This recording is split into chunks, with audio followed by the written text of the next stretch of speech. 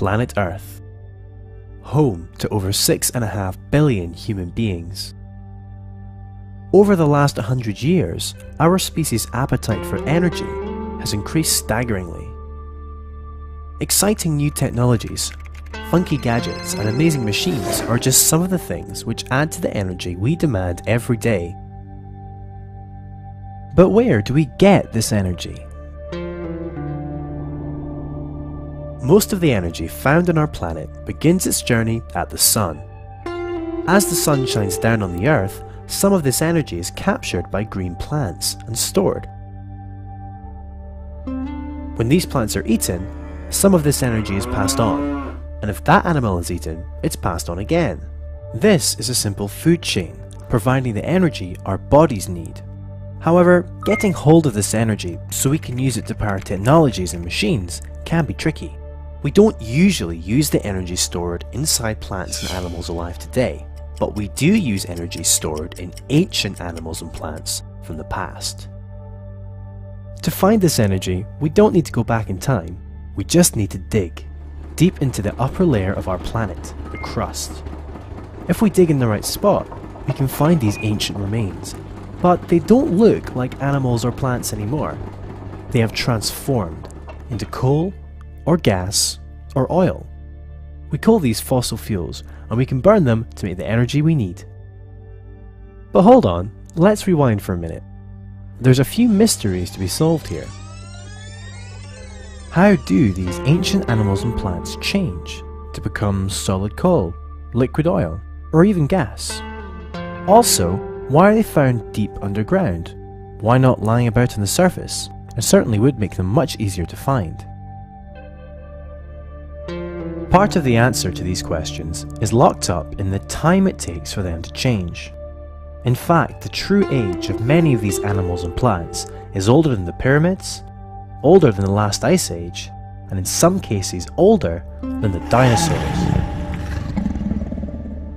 Let's look really closely and find out exactly what happens to make them change from a living thing millions of years ago to a fossil fuel today. The first thing to realize is that not all ancient animals and plants become fossil fuels. In fact, there are 4 different things that must happen to an ancient living thing in order for them to transform into a fossil fuel. We call these conditions, so let's have a look at them. Let's examine them one at a time and find out what they mean, beginning with this condition, the need for a saturated environment. But what does saturated mean? Imagine a sponge. Dip it in a sink, and all of its tiny holes fill up with water. When the sponge cannot hold any more, we say it's saturated. A perfect example of a saturated environment is a swamp. This time, let's have a look at the need for an anaerobic environment. But what does anaerobic mean? Anaerobic sounds like a complicated word, but it just means that there is no oxygen around.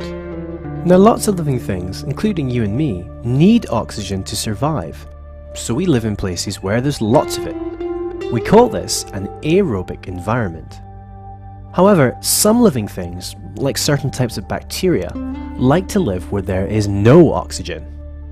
This is called an anaerobic environment. A great example of an anaerobic environment is in a swamp.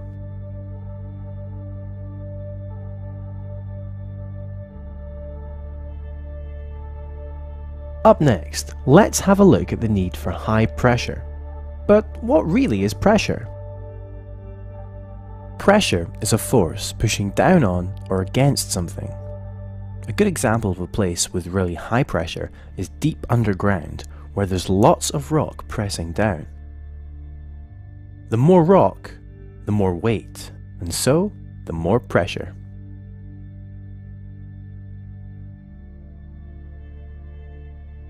And finally, the need for high temperature. So, what exactly is temperature? Temperature is the measure of how hot or cold a place is. Now, we all know that the sun can make places hot on the Earth, but it's also very hot underground beneath the Earth's surface. This is because the Earth produces its own heat. An example of a really hot place is in deep mines. Okay, let's recap. This means for our ancient living things to turn into fossil fuels, they need a saturated environment, anaerobic conditions, lots of pressure, and high temperatures. Let's watch the whole story now, from an ancient plant to a lump of coal.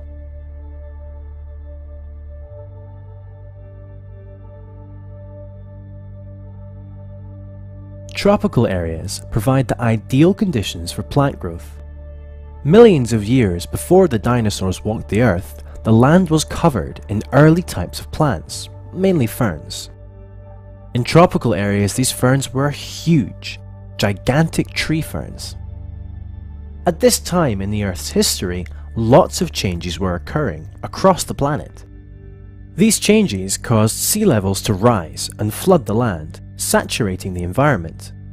As the water levels rose, small particles of soil and sediments were washed in. These gradually began to settle out to form a layer on the bottom.